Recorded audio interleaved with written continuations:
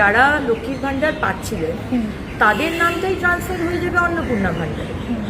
আপনারা 1000 টাকা বা 1200 টাকা পাচ্ছিলেন বা 1500 টাকা লিস্ট এক মাস আগে পেয়েছেন, আমাদের সরকারে আপনারা 3000 টাকা পাবেন। যারা যারা সিএর জন্য অ্যাপ্লাই করেছেন তারা পাবেন, কারণ আপনাদের অ্যাপ্লিকেশনের রাস্তায় রয়েছেন, প্রসেসে। যারা ট্রাইব্যুনালে অ্যাপ্লাই করেছেন তারাও পাবেন, কিন্তু যাদের নামটা কাটা গেছে সেটারও ভেরিফিকেশন হচ্ছে, তারা কিন্তু পাবেন না।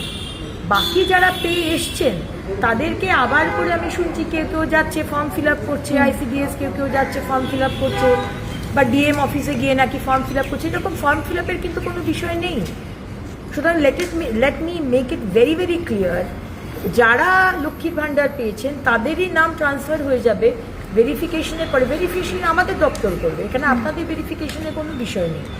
আর যারা ধরুন 15 বছরে পাননি, আচ্ছা বিজেপি করার জন্য আপনাকে দেওয়া হয়নি, বা আপনি খুবই গরিব কিন্তু তাও আপনাকে দেয়নি, তাদের আমরা শুরু করব। আমরা অলরেডি পোর্টাল খুলছি, এখনো কিন্তু পোর্টাল রেডি হয়নি।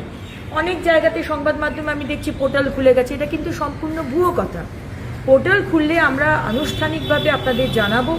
যারা যারা পাচ্ছেন না সেই পোর্টালে অ্যাপ্লাই করবেন, যারা পাননি 15 বছর ধরে, এবং তাদেরটা আমরা 2-3 মাস বাদে বাজেট হওয়ার পরে আমরা সেটা দেবো।